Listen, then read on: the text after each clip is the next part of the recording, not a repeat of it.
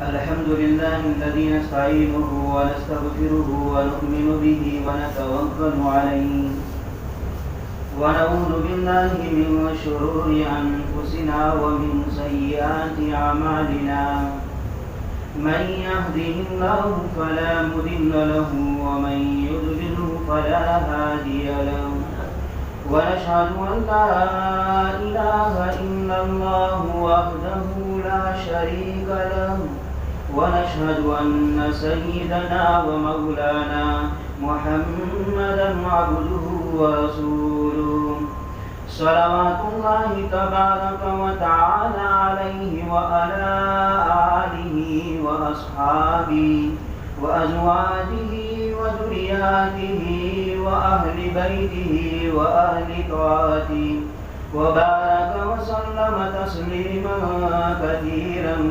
كثيرا. أما بعد فأعوذ بالله من الشيطان الرجيم. بسم الله الرحمن الرحيم. من عمل صالحا من ذكر أو أنثى وهو مؤمن فلنحيينه حياة طيبة ولنجزينهم أجرهم بأحسن ما كانوا يعملون. وقال تبارك وتعالى يا أيها الذين آمنوا كتب عليكم الصيام كما كتب على الذين من قبلكم لعلكم تتقون. صدق اللہ العظیم. قابل احترام بھائیوں، دوستوں اور بزرگوں، اللہ تبارک و تعالیٰ کا بے انتہا کرم اور احسان ہوا کہ اللہ تعالیٰ نے ہم سب کو رمضان المبارک کا مہینہ عطا فرمایا. بہت ہی بڑا اور قیمتی مہینہ ہے. پیارے آقا جناب رسول اللہ صلی اللہ علیہ وسلم رمضان سے 2 مہینے پہلے یہ دعا کیا کرتے تھے: اللہم بارک لنا فی رجب و شعبان وبلغنا رمضان. اے اللہ، رجب اور شعبان کے مہینے میں برکت دے اور مجھے رمضان تک پہنچا دے. اللہ نے عافیت والا، سہولت والا اللہ تعالیٰ نے یہ مہینہ ہمیں نصیب فرمایا. اللہ کا شکر ادا کرنا چاہیے، ورنہ گزشتہ سال ہم سب نے رمضان کا مہینہ کیسے گزارا ہم سب کے سامنے ہے. اللہ تعالیٰ نے ہمارے لیے مسجدیں اور مدرسے کھلے رکھے. تراویح ہم نے قرآن کریم کے ذریعے سے سنی. بہت ہی بڑا اللہ کا فضل و کرم و احسان ہے. ورنہ تو ہمارے ملک میں بعض شعبے ابھی بھی ایسے ہیں جہاں مسجدیں بند ہیں، اور ہمارے شعبے کے بعض علاقے ابھی بھی ایسے ہیں جہاں پہ مسجدیں بند ہیں، لوگ گھروں کے اندر تراویح اور نمازیں ادا کر رہے ہیں. اللہ کا فضل ہے، اللہ کا کرم ہے کہ اللہ تعالیٰ نے ہمارے لیے مسجد کے دروازے کو کھلا رکھا اور ہم نے سکون اور اطمینان کے ساتھ قرآن کے ذریعے سے تراویح کو پورا کیا. اللہ کا شکر ادا کرنا چاہیے. اور اللہ نے یہ مبارک مہینہ دیا ہے، اس مہینے کی شکر گزاری بھی یہ ہے اس مہینے کو طاعت میں، بندگی میں، اللہ کی عبادت میں، اللہ کے احکام کو پورا کرتے ہوئے اس مہینہ کو گزارا جائے. کھیل کود میں، لغویات میں، گناہ کے کاموں سے اس مہینے کے اندر بچا جائے. ہمارے اکابرین، ہمارے اسلاف کی زندگی کو اٹھا کر دیکھا جائے، بزرگان دین کی زندگی کو اٹھا کر دیکھا جائے. رمضان المبارک کا مہینہ کیسے گزارتے تھے، رمضان المبارک کے مہینے کی راتیں ان کی کیسے گزرا کرتی تھی. آج ہماری رمضان کی راتیں کیسے گزرتی ہے، رمضان کے ایام ہمارے کیسے گزرتے ہیں. زمین و آسمان کا فرق ہے. ہمارے اکابر، ہمارے اسلام پوری رات نماز کے اندر، قیام کے اندر قرآن کریم کو سنا کرتے تھے. ہمارے قریب زمانے کے بزرگان دین، میں نے میری آنکھوں سے حضرت مولانا علی میاں قاری رحمۃ اللہ علیہ کنتھالیا کے اندر 80 سال کے قریب عمر ہو چکی ہے، لیکن رمضان المبارک کے مہینے میں پوری رات قیام کے اندر گزارتے ہیں. ایک رات میں حافظوں کی ٹوڑکیاں آتی، بدلتی رہتی. ایک حافظ آتا، اتنے گھنٹے تک قرآن پڑھتا. دوسری ٹوڑکی آتی، اتنے گھنٹے تک قرآن پڑھتی. ایک رات میں 16 اور 18 پارے حافظ کے پیچھے سنا کرتے تھے. اوابین کی نماز میں مغرب کے بعد اوابین کی نماز کے اندر پورا قرآن ایک رمضان کے اندر ختم کیا کرتے تھے مہینے میں. یہ ہمارے اکابرین کا معمول تھا. اور آج ہماری زندگی کس حال میں گزر رہی ہے؟ رمضان کی مبارک اور قیمتی گھڑیاں ہماری کس حال میں گزر رہی ہے؟ ہم تھوڑا ہمارے اوپر نگاہ ڈالیں اور سوچیں اکابرین امت نے کیسے کیسے رمضان المبارک کو گزارا، ان کی گھر کی عورتوں نے اور مستورات نے رمضان کا مہینہ کیسے گزارا۔ کتابیں پڑھنے پتہ چلتا ہے حضرت مولانا الیاس صاحب رحمۃ اللہ علیہ پوری رات قیام کے اندر گزار دیتے تھے۔ گھر کی عورتیں شیخ زکریا رحمۃ اللہ علیہ پوری رات اللہ کے سامنے رونے میں، قرآن کو سننے میں اور قرآن کو سنانے میں گزار دیتے تھے، اور ان کی گھر کی عورتوں کا یہ حال بیان کیا ہے۔ فضائل اعمال کے اندر پڑھتے ہیں گھر کی عورتوں کا یہ حال تھا کہ گھر کی عورتیں گھریلو کام کاج کے ساتھ ساتھ روزانہ 20 اور 22 پارہ قرآن کی تلاوت کیا کرتی تھی۔ ہمارا حال دیکھو، ہم کتنا قرآن پڑھتے ہیں، رمضان کے علاوہ قرآن ہم کتنا پڑھتے ہیں۔ اللہ نے مقدس کتاب ہمیں عطا کی ہے، اللہ کے رسول صلی اللہ علیہ وسلم کا زندہ معجزہ آج دنیا کے اندر موجود ہے اور وہ قرآن کریم ہے۔ ہم رمضان المبارک کے علاوہ دنوں میں کتنی تلاوت کرتے ہیں، رمضان المبارک کے مہینے میں ہماری کتنی تلاوت ہو رہی ہے؟ نہیں میرے بھائیو دوستو بزرگو، یہ مبارک مہینہ، یہ مبارک گھڑیاں واپس آنے والی نہیں ہے۔ انسان قیامت کے میدان میں، حدیث میں آتا ہے، قیامت کے میدان میں انسان افسوس کرے گا جو گھڑیاں دنیا کی انہوں نے غفلت کے اندر گزاری ہے۔ یہاں تک کہ انسان جو افسوس کرتا ہے اپنی انگلی کو دانت سے چباتا ہے۔ قیامت کے میدان میں انسان جو غفلت کی گھڑیاں گزری ہے اس کے اوپر افسوس کرے گا اور دانت سے انگلی کو چبائے گا، یہاں تک کہ پورا ہاتھ چبا جائے گا افسوس کے مارے، لیکن وہاں کا افسوس کو کام نہیں دے گا۔ اللہ نے دنیا کو دارالعمل بنایا ہے، جو عمل کرنا ہے دنیا کی زندگی میں کر لے۔ بھائیو دوستو بزرگو، ہماری رمضان کی گھڑیاں بھی مبارک گھڑیاں عبادت کے اندر، بندگی کے اندر، طاعت کے اندر، اللہ کے سامنے رونے دھونے میں، قرآن کی تلاوت میں، اللہ کے ذکر میں گزرنی چاہیے، اللہ کے سامنے قیام کے اندر گزرنی چاہیے، اور ہمارے گھر کی مزدورات کی زندگی بھی اس انداز کے اندر گزرنی چاہیے۔ ہم نے ہماری اس دین کی تو فکر کی ہے، لیکن ہم نے ہمارے گھر کی مزدورات کے دین کی فکر نہیں کی ہے۔ قیامت کے میدان میں پکڑے جائیں گے، قیامت کے دن پکڑے جائیں گے۔ ہماری ذمہ داری ہے ہماری گھر کی عورتوں کی نماز کی نگرانی کرنا، اس کی قرآن کی نگرانی کرنا، اس کی زندگی میں دین لانا، اس کی دینداری کی فکر کرنا، ان کی آخرت کی فکر کرنا، یہ ہم سب کی ذمہ داری ہے۔ نہیں تو میرے بھائی اور دوستو بزرگو، قیامت کے میدان میں پکڑے جائیں گے۔ اس بارے میں، اس معاملے میں پوچھا جائے گا۔ اللہ کا صاف اعلان ہے، قُوا أَنفُسَكُمْ وَأَهْلِيكُمْ نَارًا، پہلے تو اپنی ذات کو بچاؤ جہنم کی آگ سے، ان کے بعد اپنے گھر والوں کو بچاؤ۔ گھر والوں کی زندگی میں دین لانا، ان کی آخرت کی فکر کرنا، ان کی آخرت کو بنانا اور ان کی آخرت کے متعلق سوچنا، یہ ہم سب کی ذمہ داری ہے۔ اگر ہم نے نہیں سوچا، آخرت کے میدان میں پکڑے جائیں گے۔ اس لیے کہا جاتا ہے گھر کی عورتوں کی دینداری کی فکر ہم خود کریں، گھر کی عورتوں کے قرآن کریم کی تلاوت کا ہم جائزہ لیں۔ بیچاری پورا دن ہماری خدمت کر رہی ہے، ہمیں کپڑے دھولا کے پہنا رہی ہے، کھانا بنا کر کھلا رہی ہے، پورے گھر کو سنبھال رہی ہے، ہمارے جانوروں کو سنبھال رہی ہے، ہماری کھیت کا کام کر رہی ہے، سارا دن ہماری نوکرانی کی طرح کام کر رہی ہے، ہماری لونڈی کی طرح کام کر رہی ہے، ایک غلام کی طرح کام کر رہی ہے، اور ہماری زندگی کے اندر ہم اس کی فکر نہ کریں کہ ان کی آخرت بن جائے۔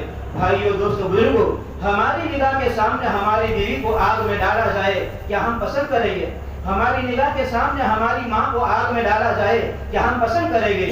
کل قیامت کے میدان میں ہمارے سامنے اگر انہوں نے نمازوں کو ادا نہیں کیا ہے، قرآن کا حق ادا نہیں کیا ہے، تلاوت نہیں کی ہے، اللہ کا ذکر نہیں کیا ہے، اللہ کے احکامات کو چھوڑ کر زندگی گزاری ہے، کل ہمارے سامنے اس کو آگ میں ڈالا جائے گا، ہم کیسے برداشت کریں گے؟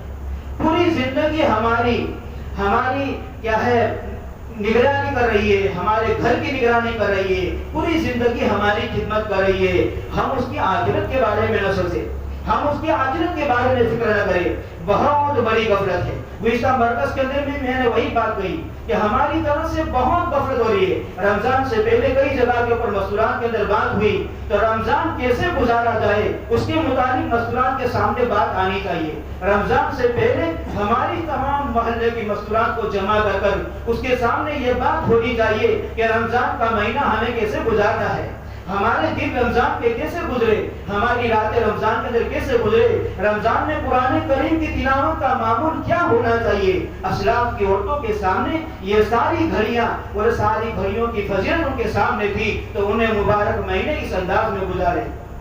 ہماری عورتوں کے نماز کے کیا ہے ٹھکانہ نہیں ہے۔ رمضان کے مہینے میں بیچاری 4 بجے سے افطار کی تیاری میں لگ جاتی ہے، عصر اور مغرب چلی جاتی ہے، سحری کے اندر رات کو 4 بجے سے 3 بجے سے لگ جاتی ہے، ان کی تہجد کی نماز چلی جاتی ہے۔ نہیں بھائیو دوستو بزرگو، ان کے اوپر تھوڑا بوجھ ہلکا کیا جائے، ان کے سامنے آخرت کی چیزوں کو رکھا جائے، ان کے سامنے قرآن کے فضائل کو رمضان میں ایک عمل کریں گے، ایک فرض کو ادا کریں گے، 70 فرضوں کا ثواب ملے گا۔ اگر ایک نفل ادا کرتے ہیں، فرض کے برابر ثواب ملے گا۔ قرآن کریم کی تلاوت کا اتنا بڑا ثواب، یہ ثواب ان کے سامنے رکھا جائے۔ اسی لیے کہا جاتا ہے گھروں میں فضائل اعمال کی تعلیم کو زندہ کیا جائے۔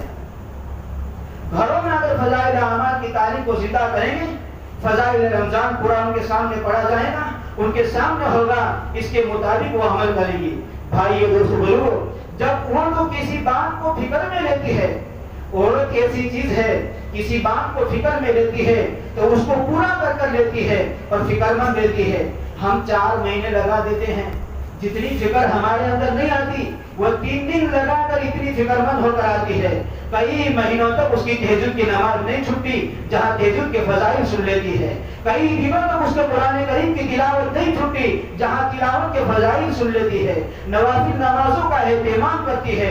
ہم سے 4 مہینے لگانے کے بعد جو اہتمام نہیں ہوتا ہے، وہ 3 دن لگا کر اللہ کے راستے میں سے وہ چیزیں لے کر آتی ہے۔ اور بھائیو دوستو بزرگوں، اس کی زندگی میں دین کا لانا ضروری ہے، اس کی زندگی میں دین لانا ضروری ہے۔ اگر اس کی زندگی میں دین ہوگا، بچے دیندار بنیں گے، آئندہ آنے والی نسل دیندار بنے گی۔ ہم تو صبح چلے جاتے ہیں، شام کو گھر پر آتے ہیں، وہ 24 گھنٹے بچوں کے پاس رہتی ہے۔ اگر اس کی زندگی میں دین ہے، اللہ کے احکام ہے، اللہ کے رسول صلی اللہ علیہ وسلم کے مبارک اور پاکیزہ طریقے ہیں، تو اس کی بچے کی زندگی میں اللہ کے رسول کے طریقے آئیں گے، بچوں کی زندگی میں دینداری آئے گی۔ اسی لیے شریعت نے حکم دیا ہے لڑکے کے لیے لڑکی کا انتخاب ہو اور لڑکی کو پسند کیا جائے تو دیندار لڑکی کو پسند کیا جائے۔ شریعت نے حکم دیا ہے، کیا وجہ ہے؟ اگر لڑکی دیکھی جاتی ہے اور پسند کی جاتی ہے، 4 چیزوں کو دیکھا جاتا ہے۔ حدیث میں 4 چیزوں کا ذکر ہے۔ ایک تو اس کا خاندان اور حسب نسب دیکھا جاتا ہے، اس کا مال دیکھا جاتا ہے، اس کا حسن اور جمال دیکھا جاتا ہے، اور اس کی دینداری دیکھی جاتی ہے۔ ان 4 چیزوں کو بیان کرنے کے بعد اللہ کے رسول صلی اللہ علیہ وسلم نے فرمایا پہلے اس کی دینداری کو مقدم رکھا جائے، اس لیے کہ اگر عورت دیندار ہوگی، اس سے ایک خاندان اور ایک قبیلہ وجود میں آنے والا ہے۔ اس کی زندگی میں دین ہوگا، پورا خاندان دیندار بنے گا۔ اگر اس کی زندگی میں دین نہیں ہے، پورا خاندان بے دین رہے گا۔ اسی لیے عورتوں کی زندگی میں دین لانا بہت ضروری ہے۔ تو بھائیوں اور دوستو بزرگوں، ہم ہماری زندگی کی جس سے فکر کر رہے ہیں، رمضان کی مبارک گھڑیاں، قیمتی گھڑیاں، ہماری مبارک گھڑیاں اعمال کے اندر گزرے، اس طریقے سے ہمیں فکر کرنے کی ضرورت ہے کہ ہماری مستورات کی زندگی میں بھی دینداری آئے، دین کے ساتھ، اعمال کے ساتھ، اور ان مبارک گھڑیوں کو مبارک اعمال کے ساتھ گزارے، بہت ضروری ہے۔ حضرت مولانا اجاز صاحب رحمۃ اللہ علیہ نے اپنے ملفوظات کے اندر لکھا ہے، اللہ کے رسول صلی اللہ علیہ وسلم کے زمانے میں کوئی عورت مرتد نہیں ہوئی ہے، لیکن آج ہمارا زمانہ اٹھا کر دیکھا جائے، روزانہ کتنی نوجوان لڑکیاں مرتد ہو رہی ہے، اسلام چھوڑ کر گھیروں کے اندر جا رہی ہے۔ اللہ کے رسول کے زمانے میں کوئی عورت مرتد نہیں ہوئی، کیونکہ زندگی میں دین تھا، عورتوں کی زندگی میں دین تھا۔ یہاں تک کہ بڑے بڑے صحابہ، جلیل القدر صحابہ کرام، حضرت عائشہ رضی اللہ تعالی عنہا کے بارے پاس آ کر مسائل دریافت کیا کرتے تھے، ماں عائشہ سے پوچھا کرتے تھے اس مسئلے کے بارے میں اللہ کے رسول نے کیا فرمایا، اس مسئلے کے بارے میں اللہ کے رسول نے کیا فرمایا۔ صحابیاں عورتوں نے اپنی زندگی کے اندر وہ دین، وہ شریعت مکمل اتاری تھی، اور ہر مرد اور عورت کو اتنا دین زندگی میں لانا فرض ہے، حرام اور حلال کی تحقیق کر سکے، حرام اور حلال کو جان سکے، اتنا علم ہماری زندگیوں کے اندر لانا ضروری ہے۔ تو میرے بھائیوں دوستوں بزرگوں، کہنے کا مقصد یہ ہے کہ ہماری زندگی دینداری والی بنے، ہماری مستورات کی زندگی دینداری والی بنے، اس کی ہمیں فکر کرنا ہے۔ جب عورتوں میں دین ہوگا، بچے دیندار بنیں گے، اس کی زندگی میں دین ہوگا۔ اس لیے ابھی گجرات کا مشورہ ہوا تھا، حضرت مولانا ابراہیم صاحب دیولا دامت برکاتہم نے، اس سے پہلے حضرت مولانا اسماعیل صاحب گودنا کی بات ہوئی، انہوں نے یہی فرمایا تھا بچوں کے جسم کے اوپر ماں باپ کے اندر کے جذبات ظاہر ہوتے ہیں، بچوں کے جسم کے اوپر ماں باپ کے اندر کے دل کے جذبات ظاہر ہوتے ہیں۔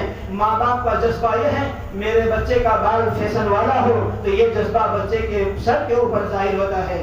بچے ماں باپ کے دل میں یہ ہے کہ میرے بچے کے کپڑے، میری لڑکی کے کپڑے فیشنی ہو تو یہ جذبات ماں باپ کے بچے کے جسم کے اوپر ظاہر ہوتے ہیں۔ مولانا نے بہت افسوس کرتے ہوئے فرمایا تھا آج ہماری لڑکیوں کے جسم کے اوپر پیٹ اور سر ہوا کرتے ہیں۔ مولانا نے اس کے اوپر زبردست بات فرمائی تھی، اور حضرت مولانا ابراہیم صاحب دیولا دامت برکاتہم، اللہ تعالیٰ نے ایک بہت بڑی مقبولیت سے نوازا ہے۔ صرف ہمارا ہندوستان نہیں بلکہ پوری دنیا اس کی طرف متوجہ ہو چکی ہے، پوری دنیا کی توجہ ان کے اوپر ہے۔ اللہ نے بہت بڑی مقبولیت سے نوازا ہے۔ جیسے ہی بیان کرنے کے لیے کرسی کے اوپر بیٹھے پہلی بات یہی فرمائی تھی، اللہ اس کو منوانے کے لیے، اللہ کو کام بنوانے کے لیے، اللہ سے کام کو نکالنے کے لیے زور کی ضرورت نہیں ہے بلکہ زاری کی ضرورت ہے۔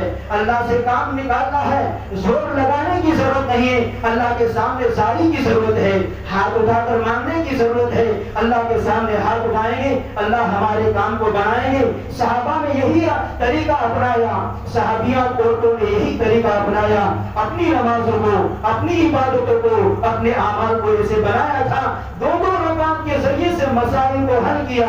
حضرت مولانا یوسف صاحب رحمۃ اللہ علیہ بار بار اس جملوں کو بیان فرمایا کرتے تھے، بھائیوں صحابہ کرام نے اور صحابیات عورتوں نے اپنی نمازوں کو ایسا بنایا، دو رکعت کے ذریعے سے ملکوں کے مسئلوں کو انہوں نے حل کر لیا، ہماری 2 رکعت کے ذریعے سے ہماری 2 روٹی کے مسئلے حل نہیں ہو رہے۔ اپنی نمازوں کو بنائے، اپنی عبادتوں کو بنائے، اسی لیے اللہ کے راستے میں ہدایت ہے۔ مرد نکلے، عورتیں نکلے، اپنی عبادتوں کو بنائے، بہت ضروری ہے نمازوں کا جاندار بنانا، نمازوں کا اہتمام کرنا، سنت کے مطابق نمازوں کا ہونا بہت ضروری ہے۔ صحابہ کرام رضوان اللہ تعالی اجمعین، بھائی دنیا تو ایک مقدر کی چیز ہے، وہ مقدر کی جتنی ہے ملنے والی ہے، عاقبت اللہ نے مشقت کے اوپر رکھی ہے، ہم نے الٹا کر دیا ہے، ہم نے دنیا کو مشقت کے اوپر ڈال دیا اور آخرت کو مقدر کے اوپر ڈال دیا کہ جو ہونے والا ہوگا وہ آخرت میں ہوگا، دیکھا جائے گا۔ نہیں، آخرت کو اللہ نے مشقت کے اوپر رکھا ہے، جتنی مشقت اٹھائیں گے، جتنی مشقت کو برداشت کریں گے، جتنی نمازوں کے اندر تکلیف کو اٹھائیں گے، اتنے درجات اللہ بلند کریں گے، اتنا ثواب اللہ دیں گے۔ دنیا مقدر کی ہے، انسان رات دن یہ کر دے گا، مقدر کے دانے سے ایک دانہ زیادہ ملنے والا نہیں ہے۔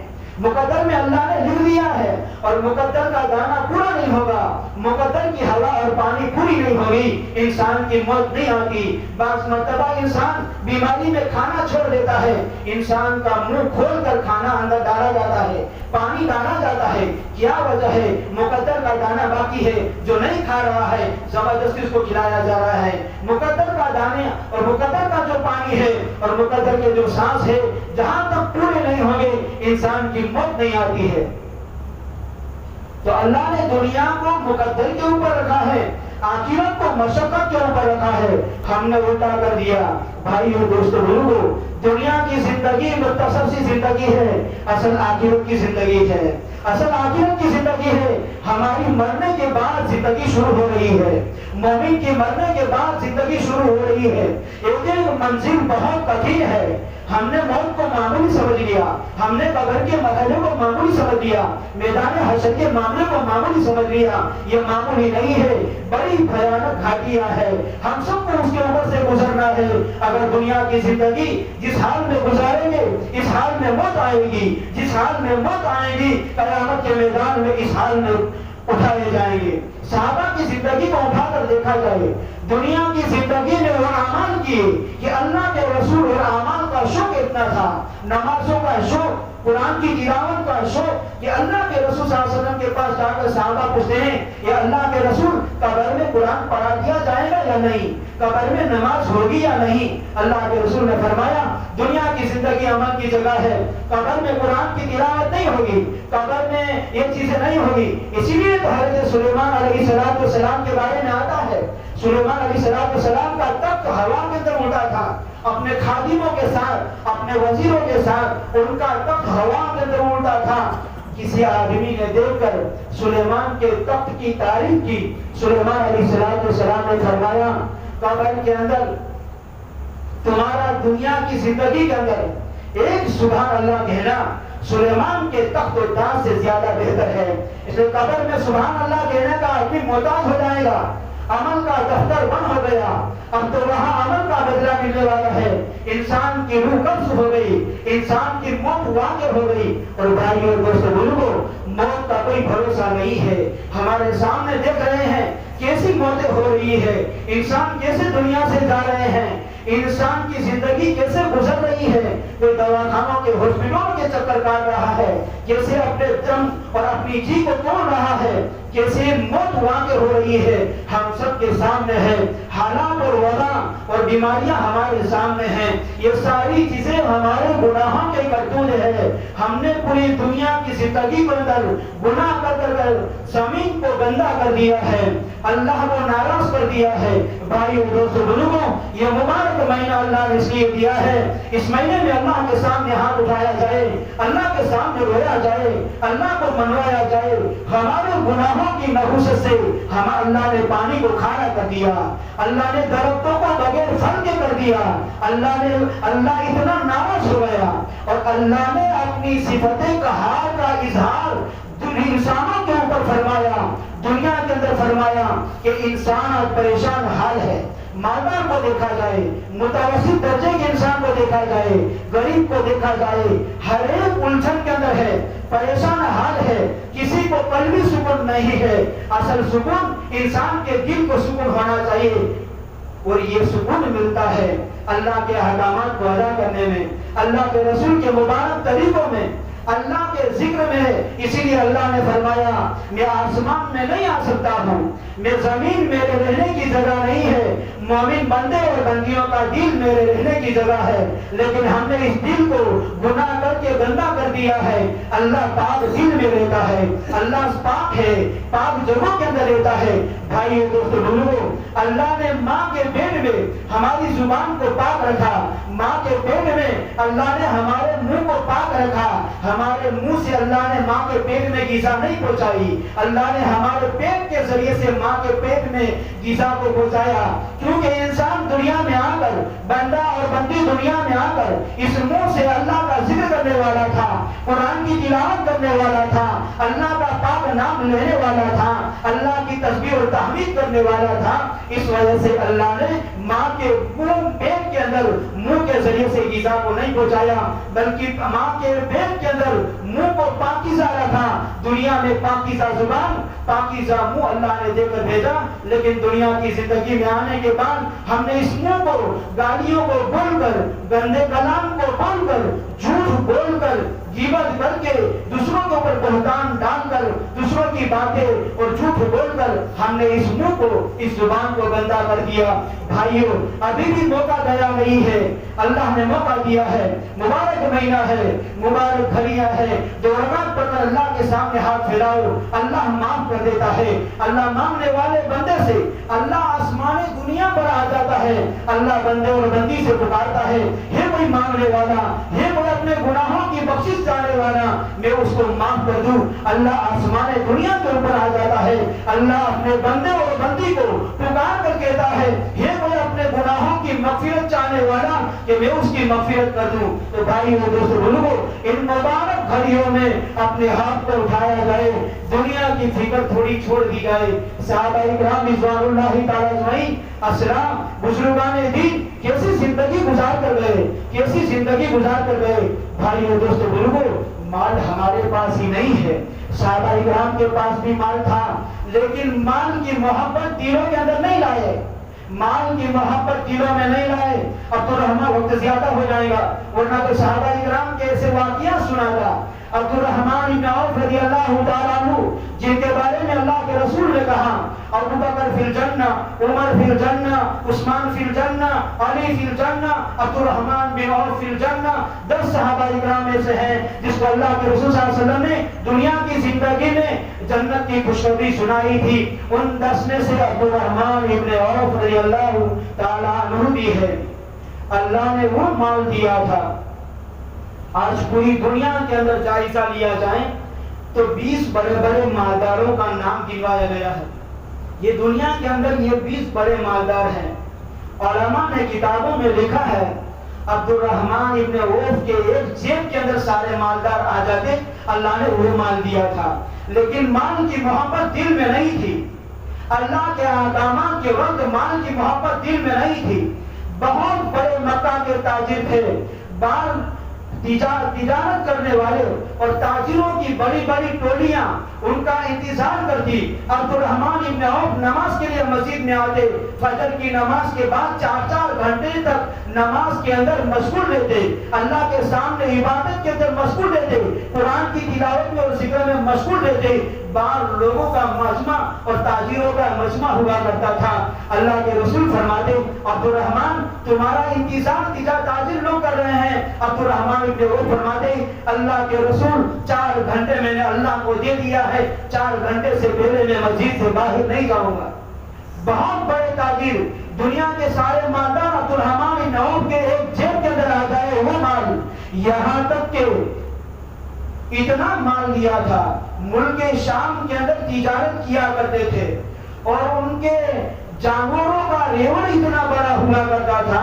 کتابوں کے اندر لکھا ہے کہ مکہ سے لے کر ملک شام کا بہت ہی لمبا فاصلہ ہے لیکن جب اس کا اونٹ کا اور سواریوں کا ریوڑ اتنا بڑا تھا کہ ان کا شروع کا اونٹ مدینہ میں ہوا کرتا تھا اور آخری اونٹ ملک شام کے اندر یمن میں ہوا کرتا تھا، مصر کے اندر ہوا کرتا تھا. وہ مال اور ان اونٹوں کے اوپر سونا اور چاندی جیسا مال لگا ہوا ہوتا تھا. ان کے پیچھے خدام ہوا کرتے تھے. وہ مال اللہ نے دیا تھا. ایک مرتبہ مدینہ منورہ کی بارڈر کے اوپر آ کر پڑاؤ ڈالا. عائشہ صدیقہ رضی اللہ تعالی عنہا نے لوگوں کا شور سنا. اس وقت مدینہ میں قحط پڑا ہوا تھا. لوگوں کا شور سنا. عائشہ رضی اللہ تعالی عنہا کو ایسا ہوا کہ کسی نے مدینہ منورہ کے اوپر حملہ کر دیا ہے. حضرت عائشہ نے پوچھا کہ یہ شور کی آواز کہاں سے آ رہی ہے. لوگوں نے فرمایا عبدالرحمن ابن عوف کا ملک شام سے ایک وفد آیا ہے اور ان کا پورا قافلہ آیا ہے جنہوں نے مدینہ کی بارڈر کے اوپر پڑاؤ ڈالا ہے. حضرت عائشہ رضی اللہ تعالی عنہا نے فرمایا اتنا بڑا قافلہ اور اتنا زیادہ مال عبدالرحمن ابن عوف اتنے مال کے ہوتے ہوئے جنت میں کیسے جائیں گے. عبدالرحمن ابن عوف کا یہ جملہ سننا تھا. عبدالرحمن ابن عوف رضی اللہ تعالیٰ عنہ نے اسی وقت سارا مال اور سارا قافلہ اور سارا اونٹوں کا ریوڑ اور سارا مال سامان سے لدا ہوا قافلہ اللہ کے راستے میں صدقہ کر دیا. یہ صحابہ اکرام رضوان اللہ تعالیٰ اجمعین تھے. دنیا کی زندگی میں رہ کر دنیا کو دلوں کے اندر جگہ نہیں دی تھی. پانی جب تک کشتی کے باہر ہو تو بہت اچھا ہے، اگر پانی کشتی کے اندر آ جائے تو خطرے کی بات ہے. دنیا اگر دل کے باہر ہے تو بہت اچھی ہے، اگر دنیا کی محبت دل کے اندر آ جائے انسان کے لیے خطرے کی بات ہے. حضرت عمر بن عبد العزیز رحمۃ اللہ علیہ اپنے باغ کے اندر پانی دے رہے ہیں. عصر کی نماز نہیں چھوٹی ہے، صرف عصر کی جماعت چھوٹ گئی. عمر بن عبد العزیز رحمۃ اللہ علیہ مسجد میں آئے، دیکھا عصر کی نماز چھوٹ گئی ہے تو انہوں نے ایسے ہی اپنے باپ کو اللہ کے راستے میں صدقہ کر دیا کہ جو میرا مال اللہ کے احکامات کو ادا کرنے کے اندر رکاوٹ بن رہا ہے وہ مال میرے پاس نہیں ہونا چاہیے. یہ صحابہ اکرام رضوان اللہ تعالیٰ اجمعین تھے جنہوں نے دنیا کی زندگی سے محبت نہیں فرمائی. بھائی اور دوستو بزرگو، دنیا کی راحت تھوڑے دنوں کی راحت ہے. دنیا کی راحت کوئی راحت نہیں ہے. دنیا کی تکلیف کوئی تکلیف نہیں ہے. اصل راحت آخرت کی راحت ہے. اصل تکلیف آخرت کی تکلیف ہے. اور کامیاب بندہ وہی ہے جو اللہ کے احکامات کے مطابق نمازوں کے اہتمام کے ساتھ قرآن کی تلاوت کر کر اللہ کے احکامات کے مطابق اللہ کا ذکر کر کر اللہ کو راضی کر کر اللہ کے رسول کے ایک ایک طریقے کے مطابق زندگی گزار کر دنیا سے جائے، اللہ کے سامنے اس کی پیشی ہو، اللہ کے سامنے اس کی حاضری ہو، اللہ اس بندے اور بندی سے کہہ لے جا میرے بندے میں نے تجھے معاف کر دیا، جا میری بندی میں نے تجھے معاف کر دیا، وہ بندہ اور بندی کامیاب ہو گئے۔ اسی لیے ساری محنت ہے بھائی اور دوستو بزرگوں، ہمیں اصل ہماری آخرت کو سامنے رکھتے ہوئے ہمیں ہماری زندگیوں کو گزارنا ہے، ہماری زندگی آخرت کو سامنے رکھتے ہوئے گزرے، نمازوں کے اہتمام کے ساتھ، قرآن کریم کی تلاوت کے اہتمام کے ساتھ، اللہ کے ذکر کے ساتھ، گناہوں سے بچتے ہوئے اللہ کے احکامات کے ساتھ ہماری زندگیاں گزرے، اس کی ہمیں فکر کرنا ہے۔